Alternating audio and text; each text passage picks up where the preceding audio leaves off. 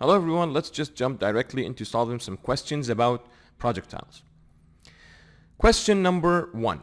It says here that a soccer player kicks a ball with an initial velocity of 10 meters per second at an angle of 30 degrees above the horizontal.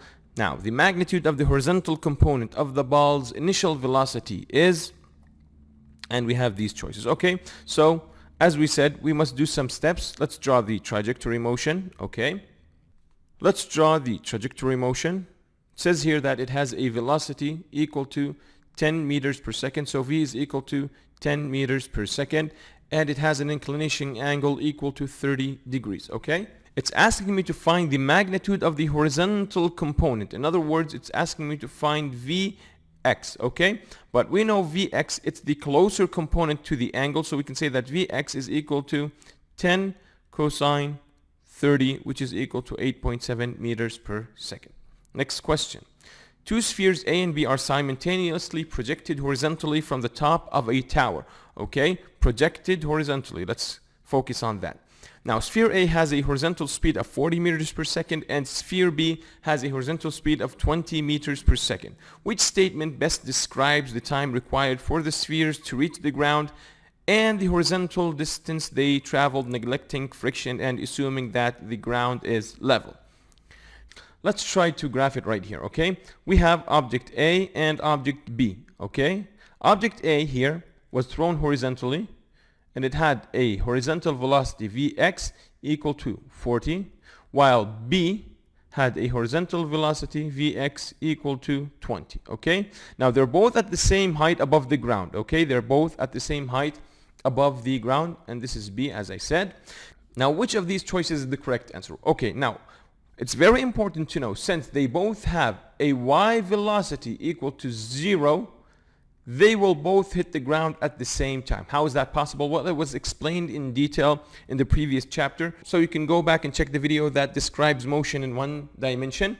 But we know that both objects will hit the ground at the same time, although they have different masses.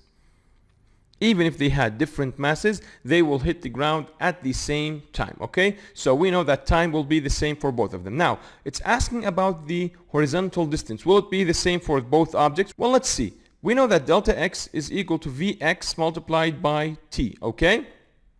Now, I know that t is the same for both spheres A and B, but I know that sphere A is faster than sphere B. Therefore, delta x for A will be equal to 40 multiplied by t, while delta x for B is going to be equal to 20 multiplied by t. So it makes it clear that object A will land twice as far as object B. So the best choice in this case will be B.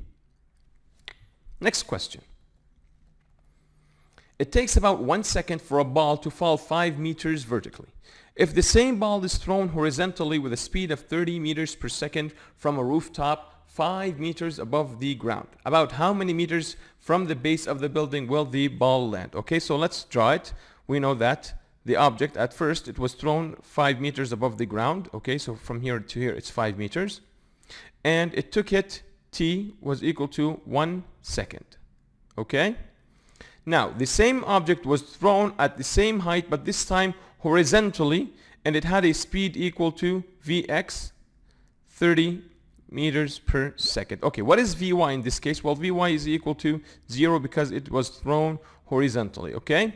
Now, we know that the time taken for the ball to fall a distance equal to 5 meters is equal to 1 second. Well, some of you may ask, okay, that was when the ball was falling vertically. Now it has a horizontal component.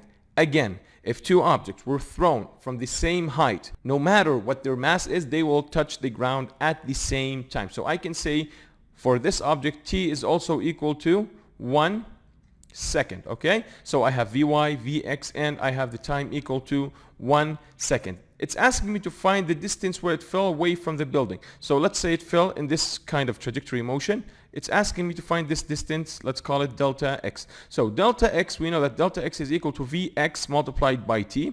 We know that Vx is equal to 30, and we know that t is equal to 1. So the answer is simply 30 meters above or away from the base. Now, some of you may think, is the question that easy? I'm just going to multiply 30 multiplied by 1. Well, the idea in the question, he's testing you. Do you know that if two objects were thrown from the same height, regardless of their horizontal component or their mass, will they touch the ground at the same time? So the question, in other words, he's asking you, do you know that both objects will touch the ground at the same time? Well, we already know that, and we can find the answer depending on that information. Next question, which variables remains constant during the entire flight of the projectile?